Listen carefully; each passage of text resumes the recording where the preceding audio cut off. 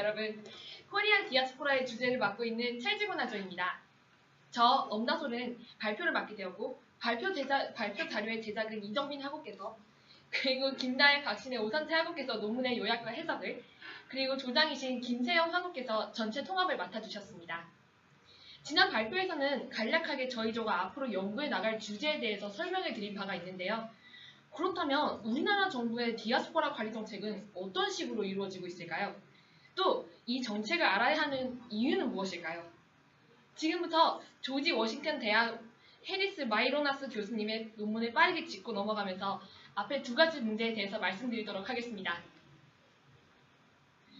관리 정책에 관한 이야기를 하기 전에 여러분들의 이해를 돕기 위해 간단하게 개념과 용어들을 정리하는 시간을 마련해 보았습니다.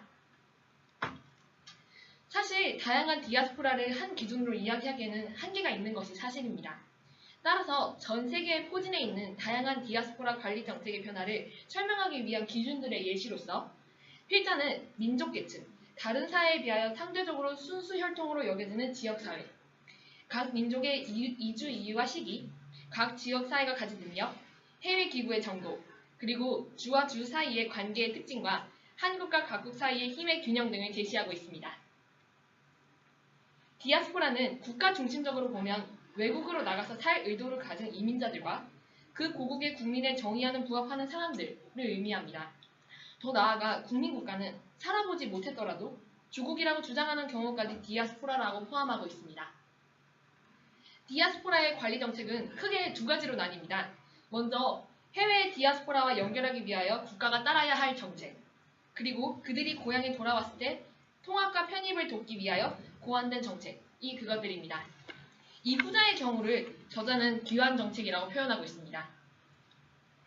귀환 정책과 디아스포라 정부 간 연결 정책 간의 차이점은 그럼 무엇일까요? 첫째, 귀환 정책은 모든 동일 민족을 대상으로 하지 않는다는 점입니다. 둘째, 모든 이주민들이 디아스포라라고 정의되는 것은 아닙니다. 마지막으로 셋째, 디아스포라 구성원들이 자발적으로 귀환하거나 디아스포라 정책에 포함되지 않는 예시로 난민 등의 경우가 있습니다. 대한민국은 선진화된 디아스포라 관리 정책을 가지고 있는 나라라고 저자는 평가합니다. 대한민국의 경우 국가적 유형에 관한 명백한 정의를 가지고 있다는 점에서 필자는 그러한 평가를 내립니다. 한국은 디아스포라에 대하여 적합한 정의를 가지고 있고 1980년대 말부터 이러한 정책을 실행하고 고안하는 능력을 가지고 있었습니다. 왜 디아스포라 관리 정책에 대하여 그럼 우리는 알아야 하는 것에 대해서 필자는 다음과 같이 설명하고 있습니다. 필자는 디아스포라 관리 정책과 관련한 정치가 상대적으로 덜 중요하게 연구되었다는 점을 꼽습니다. 또한 디아스포라 관리 정책은 디아스포라들이 이후 돌아올 가능성에 영향을 미치고 이러한 가능성은 이후 그 나라의 이주 정책에까지 영향을 미치게 됩니다. 디아스포라 관리 정책이 이주 정책에 영향을 미치는 과정을 다음의 예시로 함께 살펴보도록 하겠습니다. 예를 들어서 우리 정부가 미국 혹은 중국의 디아스포라가 돌아오길 바란다면 외국인들을 대상으로 하는 이주 정책인 제한적인 이주 정책을 취할 가능성이 높습니다. 왜냐하면 재해동포들은 한국 경제의 특정 분야나 군대에 대한 수요를 채우는 등 국가적 이익을 가져오기 때문입니다. 디아스포라의 수용은 한국이 외국인을 수용해야 하는 노력보다 훨씬 적은 노력으로 가능합니다. 귀화하기로 결정한 재해동포들이 문화적으로 우리와 상대적으로 비슷하다는 것을 전제로 했을 때 말입니다. 따라서 선진화된 나라들의 경우에는 보다 제한적인 이민 정책을 취하게 됩니다. 그렇다면 재해동포는 세계에서 현재 어떤 모습으로 살아가고 있는 걸까요? 먼저 중국에서 우리나라의 디아스포라는 300만 명 미만으로 간주하고 있습니다. 또 조선족이라고 일컫고 있습니다. 중국에서 공식 인정한 소수민족으로 1860년 청왕조 시기와 일제강점기 시기부터 이주하기 시작하였습니다. 몇몇은 1990년대 경제 위기로 이주하였습니다. 두 번째로 큰 재해동포 그룹은 미국에 있습니다. 200만 명이 현재 살고 있고요. 1956년 미국 이민법의 개정으로 이민이 많이 이루어졌습니다. 1903년 이래로는 하와이의 한인사회가 자리 잡았습니다. 일본에서는 100만 명 미만의 재해동포가 살고 있습니다. 이들의 분류는 두 가지로 나뉘는데 첫째, 일제강점기에 이민한 사람들, 즉 재해교포입니다. 둘째는 이들 중 일본 영주권을 가진 일본 영주권자입니다. 그들은 여행용 대한민국 여권을 가지고 있습니다. 마지막으로는 사할린에 살고 있는 고려인들인데요. 사할린 동포뿐만 아니라 고려인들까지 디아스포라에 포함하고 있습니다. 그렇다면 여기서 한 가지 질문이 발생하게 됩니다. 탈북자는 디아스포라라고 보아야 하는 걸까요? 실질적인 상황을 고려하였을 때 필자는 코리안 디아스포라에 이들은 포함된다고 말하고 있습니다.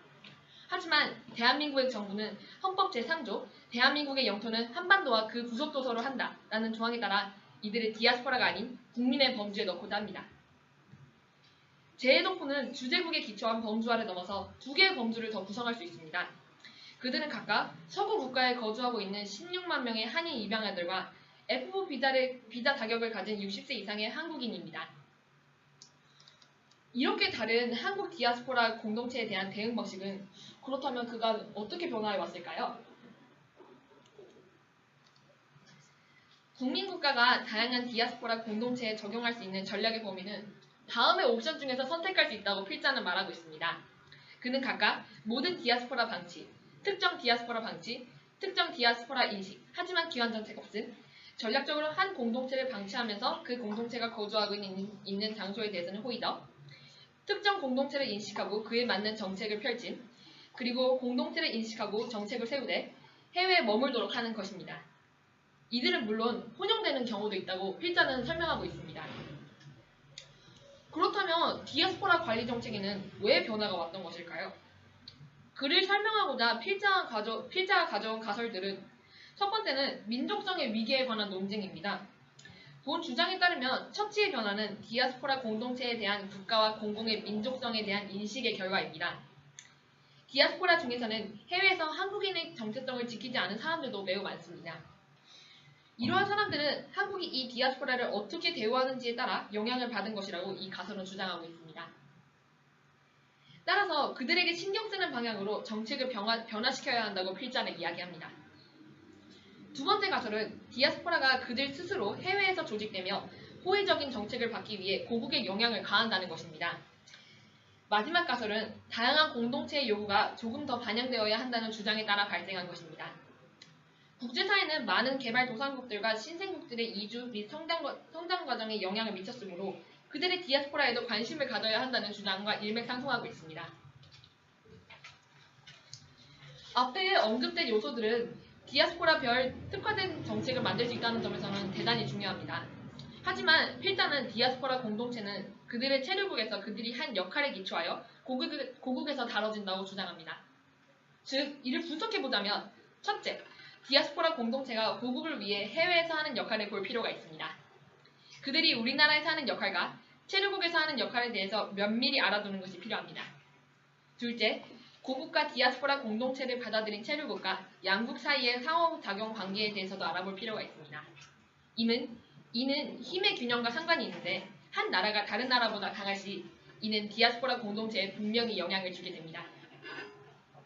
한국은 여태까지 디아스포라 관리 정책에 있어서 많은 발전을 해왔음에도 불구하고 아직까지도 다양한 문제점에 직면하고 있습니다.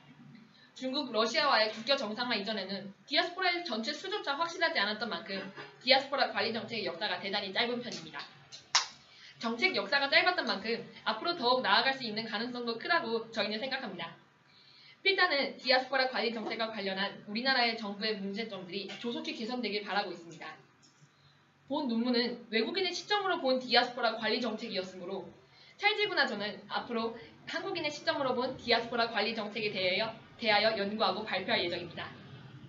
네, 이상으로 찰지구나 저의 발표를 마치도록 하겠습니다. 감사합니다.